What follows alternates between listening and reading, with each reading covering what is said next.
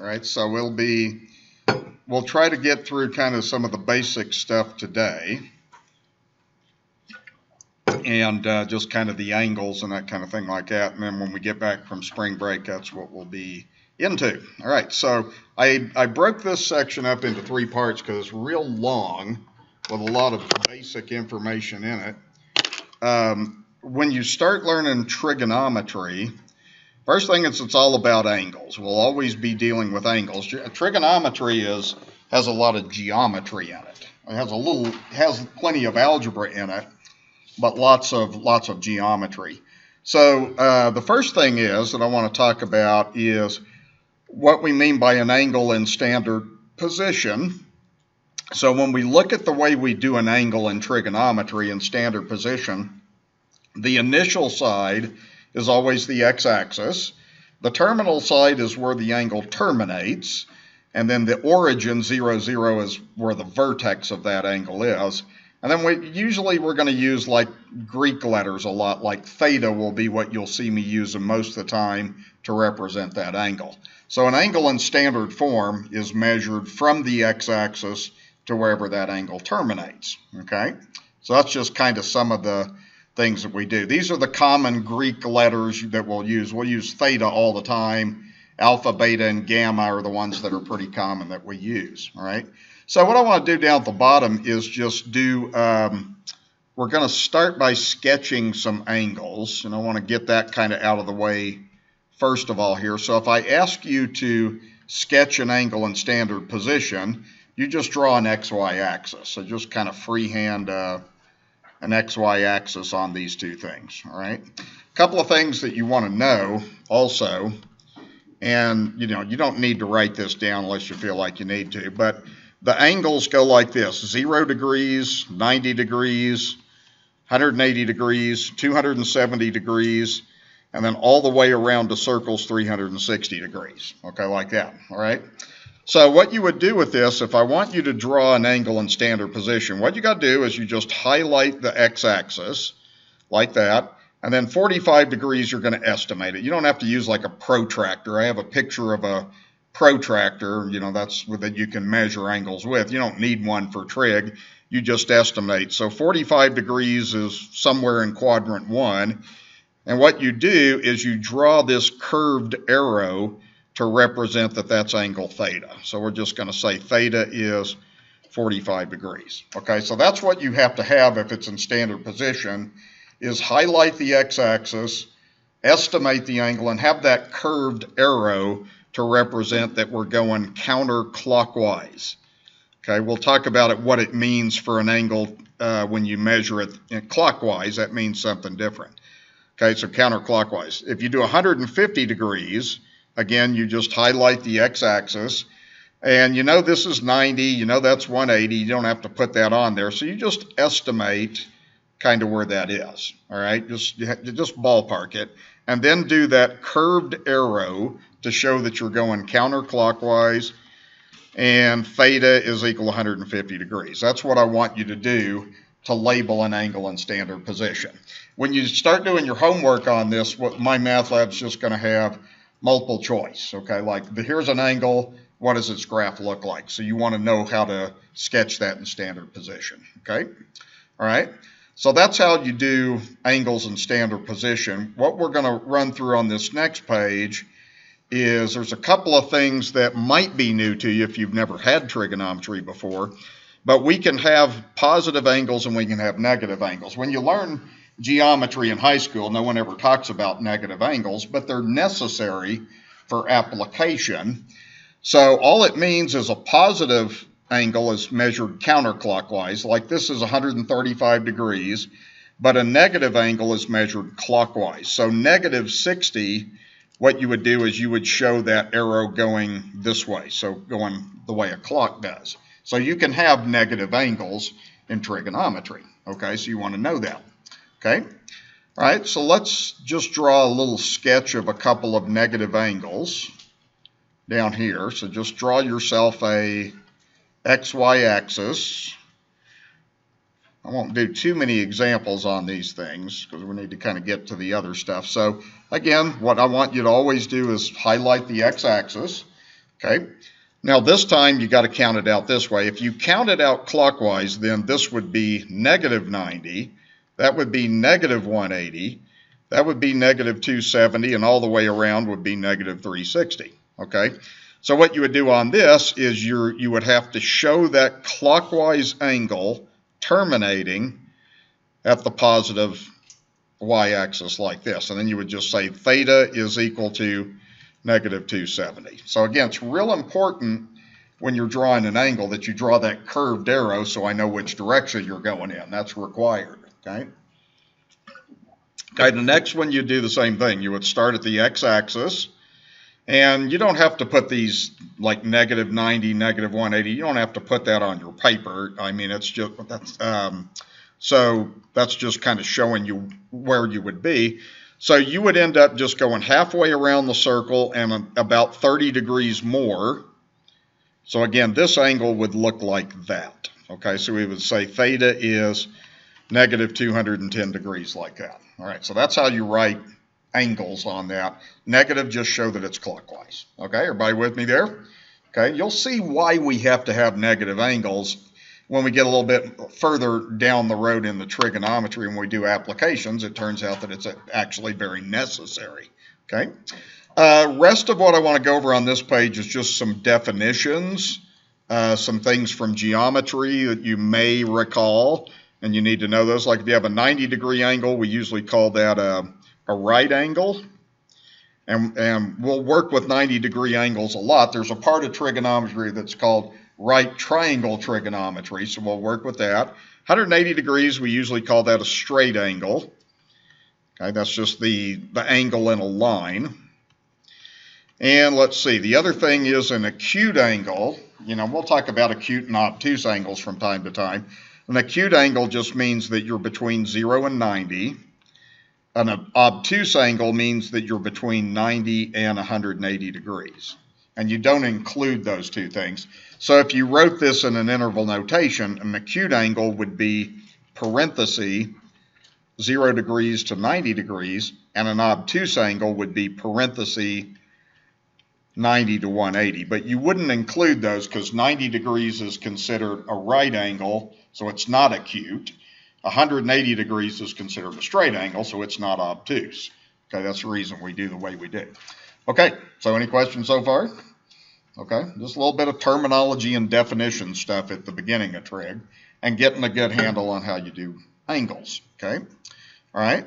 So the next thing I want to look at is what we mean by coterminal angles. So the idea on this is, and this is something that's new to students, you don't learn this usually until you're in a trig class, that in geometry you kind of learn that there's 360 degrees in a circle, but angles can get bigger than 360. It just means that we go more than one lap around the circle. So you can get an angle that's bigger than 360, or it can be below negative 360. Okay, and coterminal angles, the definition of coterminal just means that two angles are coterminal if they have the same initial side. That just means they start at the same point, and they have the same terminal side. That just means they end at the same place, but they may be going in a different direction. They may have a different measure, but they are coterminal because they start at the same point and end at the same place. So here's an example of coterminal angles. 120 degrees is coterminal to negative 240. It just means they start and end at the same point. Okay, and I want you to notice on this, if you took 120 plus the absolute value of 240, what you would get is you would get 360 degrees. Okay, so your coterminal angles usually are going to relate somehow to 360 degrees when you do that. Okay, all right. So what I want to do on this is, when we go down below here, you could draw out a 1,000-degree angle. So I'm going to have you draw this angle. You can squeeze this in somewhere at the side if you want to. I meant to give you enough room to draw this angle, but just squeeze it in somewhere. So if you were going to sketch out a 1,000-degree angle, what you would really want to do is probably just take your calculator, and there's a couple of ways you could do this. You could go 1,000, and you could subtract 360 until you got as small as you possibly could, bigger than 0. Okay, so 1,000 and 640 are coterminal angles. If I subtract 360 again, I end up getting 280. Okay, so the way you would find the smallest positive coterminal angle is you could just do 1,000 minus 360 and then minus 360 again until you got to 280 degrees. Okay, so basically what this would mean is 1,000 degrees is the same as 280 degrees. It's not the same measure, but they're coterminal. All right, so this is basically what you would do if you were drawing this angle. You would just realize that 1,000 degrees is really the same as 2 times 360 plus 280 degrees left over. And what this would mean is this would just mean 2 laps around the circle, then 280 more. So if you were drawing this angle, you would, again, standard positions the way we're always going to graph our angles. So what you would do is you would go show that you're doing 2 laps like that. So that's 2 laps around the circle. And then just estimate the 280. So it'd be like, that would be 90, that would be 180, that would be 270. So 280 would be 10 degrees past that 270. So that would be a sketch of that angle.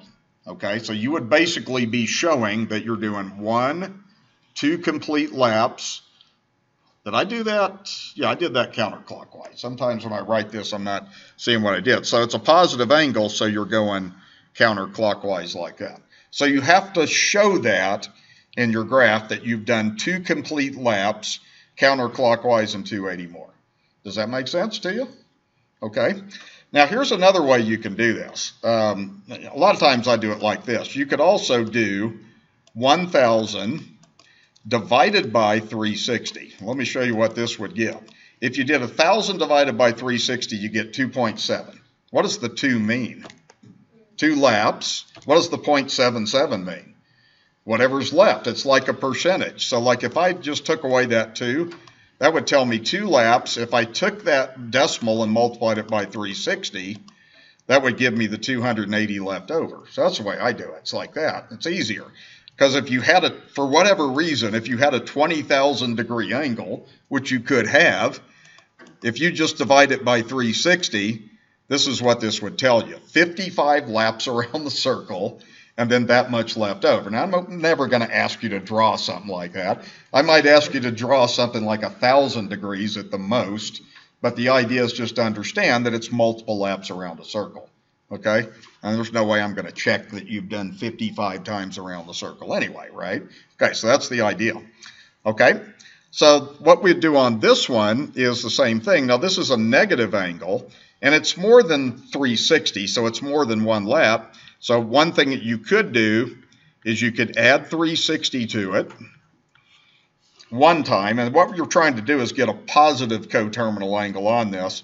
So if I just took my calculator and did negative 540 plus 360, okay, we'll see it's still negative. Okay, so that would be negative 180. Okay, well, if we added 360 to it again, okay, then we would get positive 180, okay, like that. So basically, the smallest positive coterminal angle on this one is 180 degrees. So 180 degrees and negative 540, they're not equal angles. They're not the same angle. They're coterminal. That's different than being the same measure, okay? They just start at the same place and they end at the same place. That's what that means. Okay, so let's draw a picture of this one, just kind of at the side or somewhere. So what you would do with this is, one way to do this is negative 540. What it really is it's 1 times negative 360 plus negative 180. Now, if I was drawing that, I just determined that it's 1 lap clockwise and then negative 180 more. So if you drew this angle, you would go like this. You would start here. Since it's a negative angle, you go clockwise now. So you would go like this. That's 1 lap. Then you would have to go the negative 180 left over. So you would end up here. So you would just end up drawing the negative x-axis like that. So that's how that angle would go. Okay? So it's 1 lap clockwise and then 180 more. Does that make sense? Okay, that's how you do negatives. Negatives are just clockwise angles, and you have to show that you're doing that clockwise when you put that together. Okay, so really to find a positive coterminal angle, you just work with 360. You either subtract or you add, okay, until you get the smallest positive number between 0 and 360. The answer to these problems is somewhere between 0 and 360. Yeah. You're supposed to label these with theta? What's that? You're supposed to label these with theta? You don't have to. If you did this, that's actually good enough. So you don't have to. I've been doing that sometimes just to introduce you to that, to theta, just as the symbol we use for an angle most of the time in this class. But yeah, you don't have to. Okay. What you have to have at a minimum is show the x-axis, where it terminates, and then that curved arrow to show how many laps. That's it. Okay. Okay. Next thing I want to show you is we're just going to use our calculator to find some coterminal angles on this. We're not going to graph this. So really on a problem like this, what you would do is if you have 800 degrees, that's more than 1 lap around the circle because it's bigger than 360. So if you wanted to find positive coterminal angles, you could either add 360 to it or you could subtract. It doesn't matter. I'm just going to get a few of these. So I'm going to do this, and then I'm just going to record that. So one positive coterminal angle would be 440. If I subtracted 360 again, I still have a positive number, so it's 80 degrees. Okay, those are coterminal angles. Now if I subtract 360 again, I'm going to get into the negative angles. So a negative coterminal angle would be negative 280, and then you could do it again. You can do it as many times as you want to. Okay, so you just want to know that coterminal angles, what they are, and they really just vary by 360. It's just telling you you have a different number of laps around the circle in a different direction if it's negative. That's it. Okay? All right, everybody with me there okay? Okay. All right, so that kind of gives you an idea of what we mean by graphing angles in standard position, the difference between negative and positive, and what coterminal angles are. All right. So the next thing we're going to look at is degrees, minutes, and seconds. Whenever you do fractional parts of a degree, we usually break that down either into decimal parts of a degree, or we can use degrees, minutes, and seconds. And if you get all the way down to seconds, you're getting a real small part of a degree, so it's pretty accurate. Okay. One application that I'll show you at some point in time this semester is, like in the 1800s, the mathematician Bessel is the first person who figured out how far the star Proxima Centauri is from us, and that's the nearest star that's like 4.5 light years away. He figured it out with trigonometry, and he was able to do what's called a parallax method, and he was able to measure how the star appears to change its position as the Earth rotates around the sun, and he was able to calculate that angle in seconds. He wasn't perfect, but he was the first person to realize that that star is over 1 trillion miles away, which kind of blew a lot of people away. People had no idea how far away that stars were back in the 1800s, but he used trigonometry to figure that out. I'll show you how he did that a little bit later in the class. So what you can do is you have to know these things. 1 degree is the same thing as 60 minutes. So you can break a degree up into minutes, and then 1 minute is 60 seconds. Okay? And then just by some simple multiplication, there's 3,600 seconds in a degree. So you're making that 1 degree, that tiny angle, very accurate by, you can break that down to seconds. We don't go beyond the seconds in this, so that's good enough. Okay, so you need to know when you see this language, this is saying 30 degrees, the tick mark is minutes, and then the 2 tick marks is the seconds. So 15 minutes is written like that, 32 seconds is like that. Okay, that's the notation. So we're going to learn how to do conversions, and I'll show you how to do this. Most of this you're going to do with your calculator. You'll need your calculator on this. So the idea is if you have something in minutes and seconds, you want to change it into a degree. Now this first one, I would hope that you just know this one in your head, because basically 1 degree is 60 minutes. So basically, what would 30 minutes be? What's logical? A half of a degree, exactly, okay?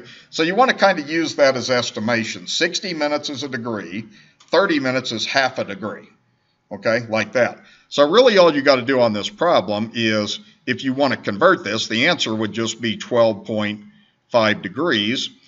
You want to know that one in your head, but really what you would do is you would just do 12 plus 30 out of 60 degrees, okay, because there's 60 minutes in a degree, and then 30 60ths just gives you a half, so that would be 12.5 degrees, okay, like that. Most of this stuff you're going to do on your calculator, okay? All right, the next one is, what you want to do on this is the negative. It's real important that you treat this negative correctly. The best way to do this is just ignore that negative. You just have a negative answer.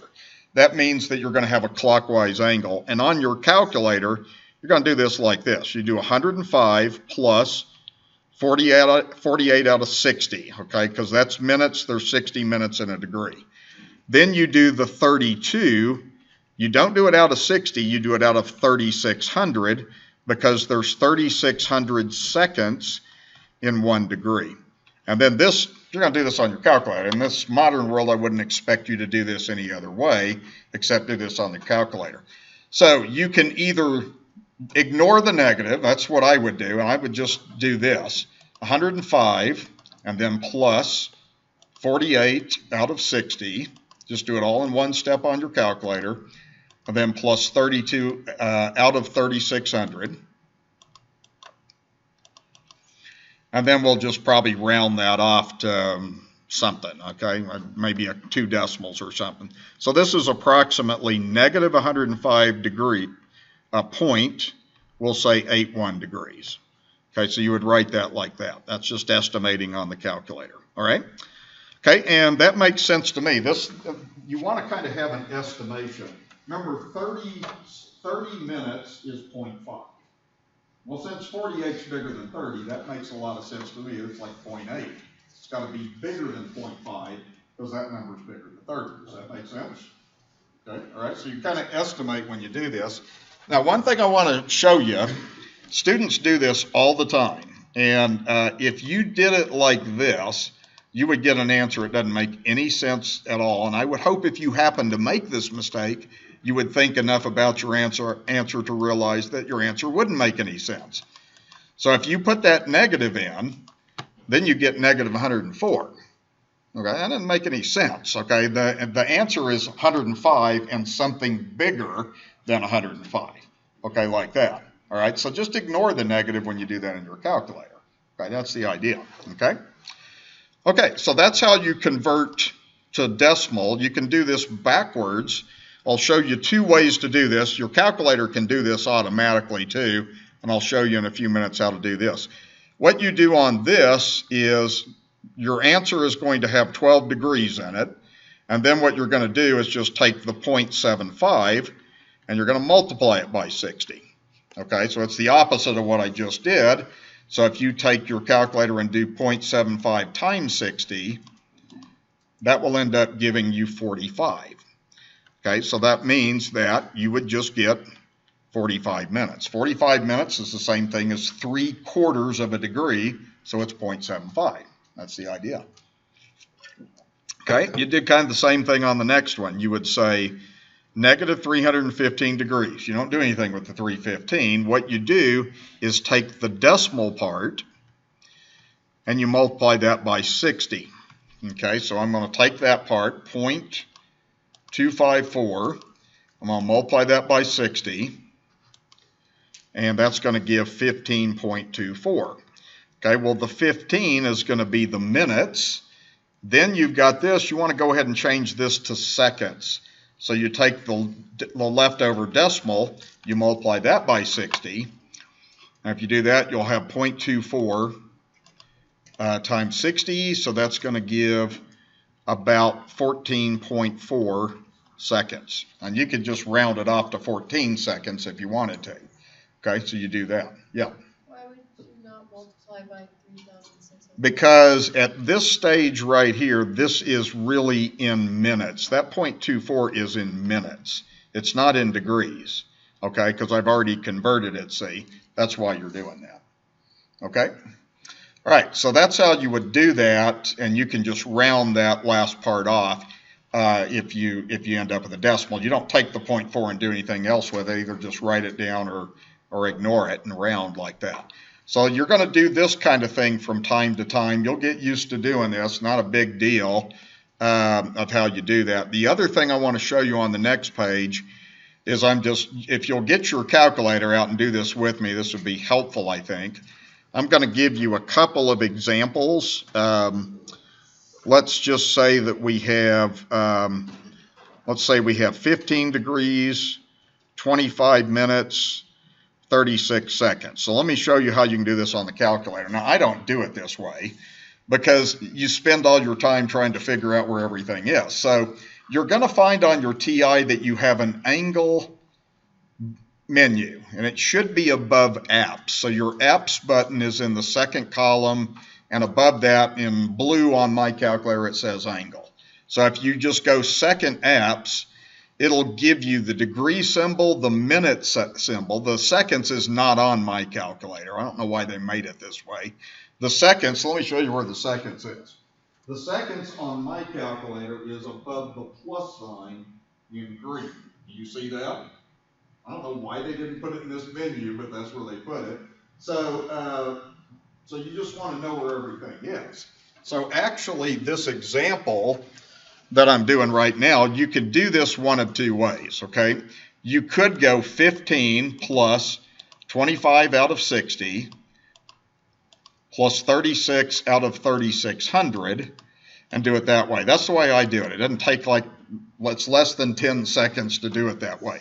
Or if you prefer, you can do it this way. You can go 15, second apps, get the degree symbol to come up, press enter, okay, then do 25, then go second apps, get the minute symbol to come out like that, and then you can do 36, and now you have to go alpha plus sign to get that to come out. So if you prefer doing it that way, you can do it that way. To me, I just do it the first way because, you know, I forget where all the symbols are. So you can do it either way. I don't care, okay? All right? So you can do it that way. So that one gives about, we'll just round that to like 15.43 degrees, okay? Now, if you do this backwards, I kind of like doing the backwards way on the calculator. Let's say that you have something like 14.59 degrees, okay? Or let's add another decimal in there, like 595. Well, the way you do this on the calculator is you can go 14.595, then you go open up your apps, do second apps, and then you go to option 4, and that DMS command right there, what that means is that just means degrees, minutes, seconds, and if you just press enter on that, and then press enter again, then it does it automatically for you. I kind of like doing that on the calculator. So that would be 14 degrees, 35 minutes, and 42 seconds like that. Okay? So you can do it either way you want to. I usually just do the first way. If I'm going from degrees, minutes, and seconds to decimal, I don't even do the calculator. I just do it the first way I showed you here. But the DMS is kind of a nice way to do that. Okay, it's pretty quick and simple. You save a little bit of time by using that command. Okay, everybody with me okay on that? Okay. Okay, so you'll get used to doing that from time to time in this class, working with angles that are broken down into fractional parts. Okay, the other thing I wanted to kind of run through today is just introduce you to Radian Measure and kind of go over a few things on this. When you're in high school or middle school, whenever you learn about angles or whatever, you learn about degrees. You don't learn about radians until you're in a more advanced math class. And it turns out that 360 degrees in a circle, that was a human invention. We could have decided there's 100 degrees in a circle if we wanted to. This probably has something to do with the years, the 365-day year, I suspect, and rounding it at the 360 because it's easier to calculate with 360 than it is 365. That was kind of a common practice in the ancient world. And the Babylonians actually had a base 60 number system, which kind of comes from that idea of a 360-day year.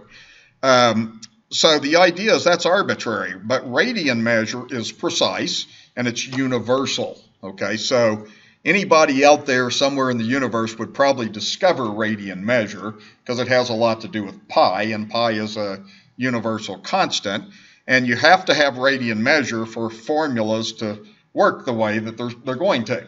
Okay, they have to they rely on radian measure. So let me explain what a radian is. And a radian is a mathematical definition, and it basically goes like this. We say that 1 radian is an angle where the radius is the same as the arc length. Okay, this applet that's a GeoGebra applet on the internet, I'm going to open this up and show this to you, and I think this will help you make sense of what a radian is. All right, so here's what a radian is. What I want to do is I want to move over until I get to this point. That's 1 radian right there. 1 radian by definition means the radius of this circle is the same as that part of the circle, that arc. If that's 1, that's 1. Okay, that's what 1 radian is defined to be. Now, if you look at that angle, what does that look like roughly in degrees to you? Around 60-ish maybe? Okay, it's not 60, but it's ballpark around that. So let's just write down our notes that it's about, 1 radian is around 60 degrees. We can get that a little bit more precise here in a minute. Okay, so the other thing I want to show you on this applet is this. So that's 1 radian. Okay, if I wanted to go to 2 radians, well, when I get to 2 radians, okay, well, what that would mean is that this distance from here to here is twice as big as that. Okay, then I get to 3 radians, it would be 3 times that distance and so forth, like that. So this is kind of a good way to show students kind of get the basic idea. So when we get to 3 radians, it looks like we're not quite halfway around the circle. Okay, so I'm going to ask you a simple question on that. All right, so 3 radians is a little bit less than 180. What famous number is close to 3? Pi, there you go. So it's going to turn out that pi is the same as 180 degrees. I'll show you where that comes from. So that's the idea. And if I went all the way to 6 radians, so there's 6 radians, approximately like that, then that's about 2 pi. Okay, so all the way around the circle is actually 2 pi. Okay, because if you do the circumference of a unit circle where the radius is 1, you get 2 pi. So that applet, to me, shows pretty well to a student, I would think, what we mean by 1 radian. That's a mathematical definition. Okay, does that make sense? When the radius is the same as the arc, that's 1 radian. That's a mathematical definition. Now let me show you what we kind of get on here then. So there's a couple things I want you to write down. The formula for a circumference of a circle is 2 pi r, where r is the radius.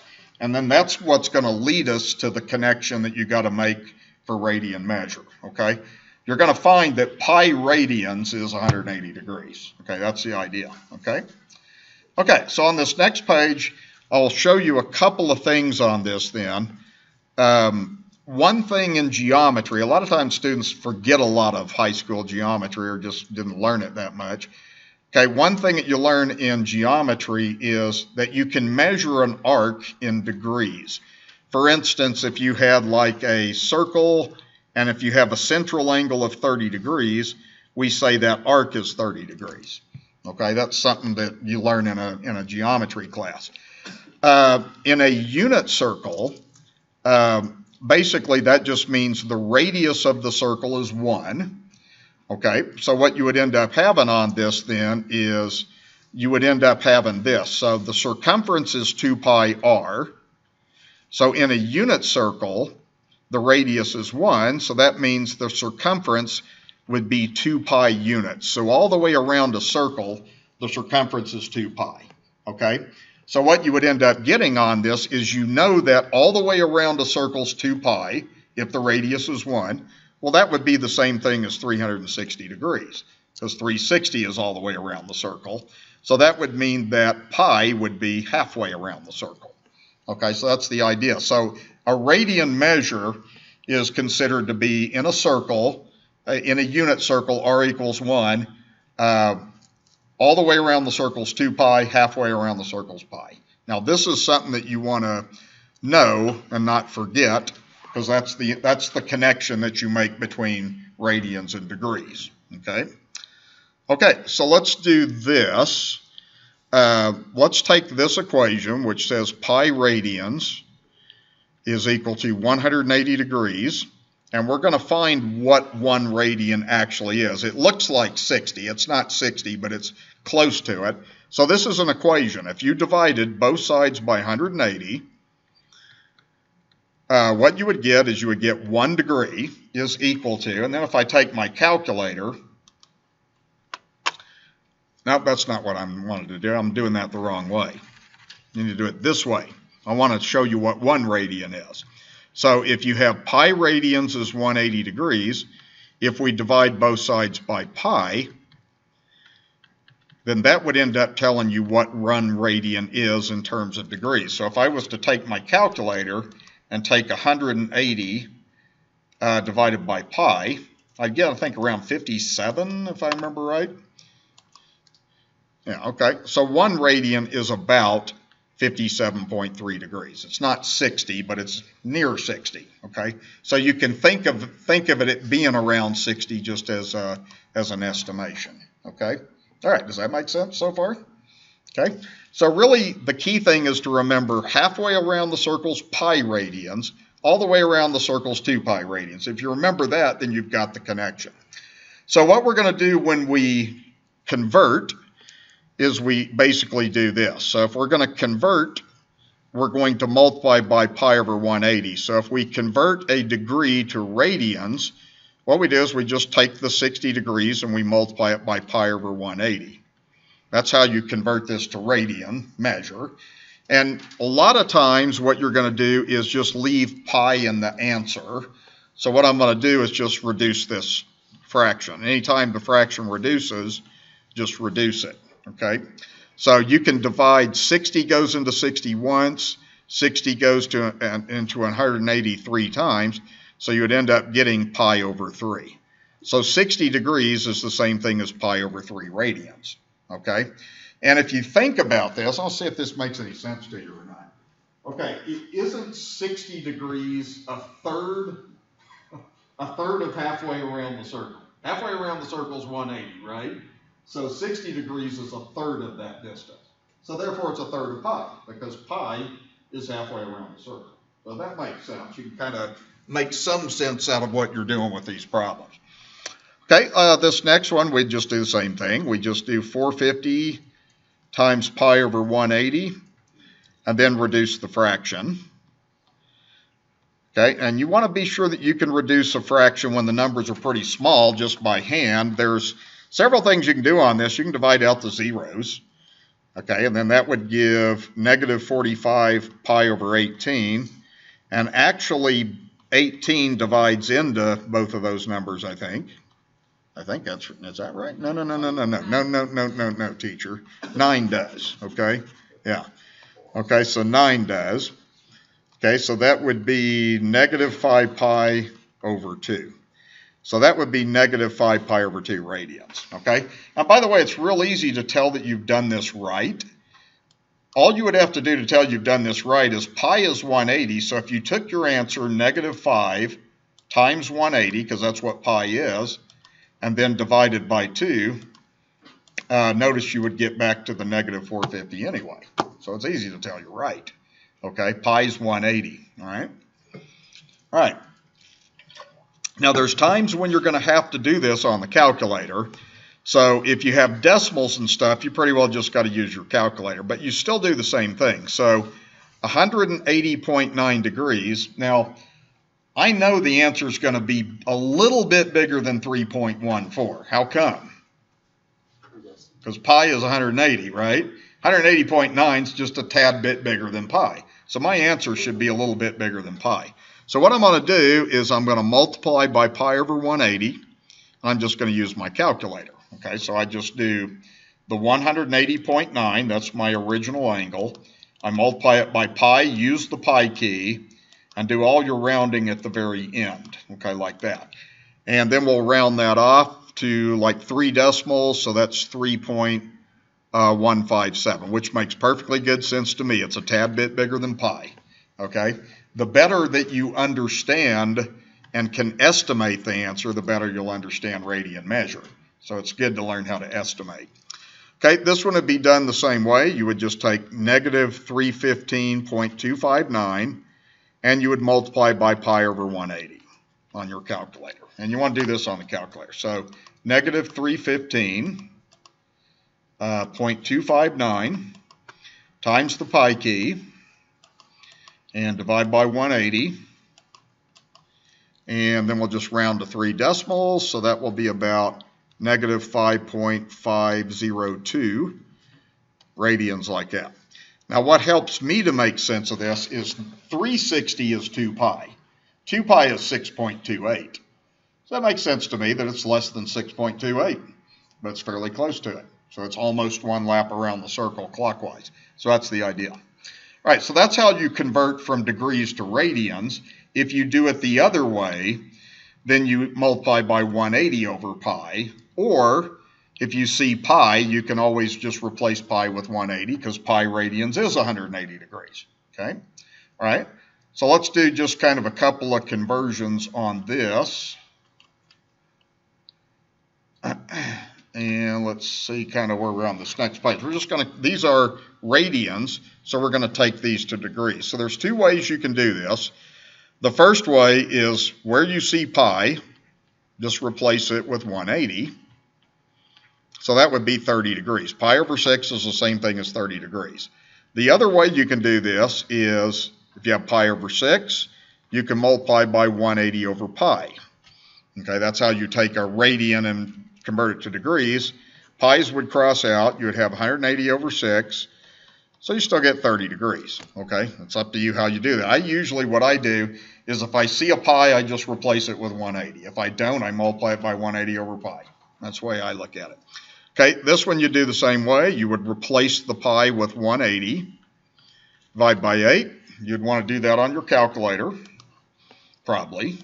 So let's see, we'd have, I'll just go negative 7 times 180. This one may have a decimal in it. And I'll just leave it in a decimal form. So that's about negative 157.5 degrees. Okay, or you could do it this way. You could multiply by 180 over pi. And if you did that, you'd be doing the same calculation anyway, because the pi's cross out. So that's the methodology you would do. On this next one, you would have no choice on this, since there's not a pi in your problem, to just multiply it by 180 over pi, and then just do that on your calculator. Okay, so I'll do that. So 3.598 divide by pi, just use the pi key, whoops, I forgot to multiply by 180, so it's 3.598, and then times 180, and then divide by pi, and then do the rounding at the end. Okay, so that will be about 206. I'll just use like maybe 2 decimals, so that's approximately what your answer would be. Okay. Okay, so this kind of stuff, doing the conversions, is pretty simple to do. Usually not a real big deal for students. The first part of this section is not the harder part. Okay, I want to do one more thing to kind of wrap us up. I mainly wanted to just kind of get through radian measure, and that's probably good enough. Then all the application stuff we'll do when we return from spring break. So you want to know that it turns out the quadrants are a real big deal in trigonometry. We've already talked about what quadrants are. So you want to know quadrant 1, 2, 3, and 4. And that's going to be something that you'll visit over and over again in a trig class. So let's just look at a couple of things on this. If you're in radian measure, a lot of times it's not clear what quadrant you're in unless you convert that to degrees. So let's just convert this to degrees. And the way I would do this is just replace the pi with 180, and then I'll just do this on the calculator. Okay, so it would be 4 times 180 over 5, and that's going to be 144 degrees. Okay, now if you draw a graph on this, if you're going to do a sketch on this, you're going to do the same thing that we did previously when we learned how to sketch angles. So what quadrant is 144 degrees in? That's in the second quadrant, right? Okay. The second quadrant's between 90 and 180, so that's quadrant 2. And then basically if you drew a picture of this, you would just highlight the x-axis. You just kind of estimate where it is. It's kind of, right around there somewhere, almost halfway in the middle. And then since it's a positive angle, you do that. And then your theta is in radians. So to me, one of the best ways is just, if you're dealing with radians, it's just as easy to convert it to degrees and then do the graph that way. Okay, until you get a little bit better acquainted with what radian measure is. Okay. Okay, if we want to do some coterminal angles on this, well, basically what you'd want to do is this. Now, when we did coterminal angles, what we did was we either added 360 or we subtracted 360, because coterminal angles are always off by 360. Well, if you're in radians, then you either want to add 2 pi or you want to subtract 2 pi, because 2 pi is 360. Okay, so what I'm going to do in this problem, if I want to find a coterminal angle, I'm not going to take 144 plus 360. I'm just going to add 2 pi to it. Okay, and that way my answer is going to be in radians. That's what I'm going to do. So I'd just get a common denominator of 5. Okay, like that. And if I did that, I'd have 4 pi over 5 plus 10 pi over 5. And that would be 14 pi over 5 like that. So that would be an angle that's coterminal to 4 pi over 5. Adding 2 pi is the same concept as adding 360. If you want to do a negative coterminal angle, then what you would do is just 4 pi over 5 minus 2 pi. Same thing, get a common denominator and do that, and we'll get a negative answer probably. So common denominator is 5. So I do that, and then that would give me 4 pi over 5 minus 10 pi over 5. So that would be, negative 6 pi over 5. So that would be a negative angle in radians that's coterminal to 4 pi over 5. Does that make sense? 2 pi is the same as 360, so if you're in radians and want to find coterminal angles, just work with 2 pi. Okay, just do it that way then. Okay? Okay, so that's probably a good stopping point on this.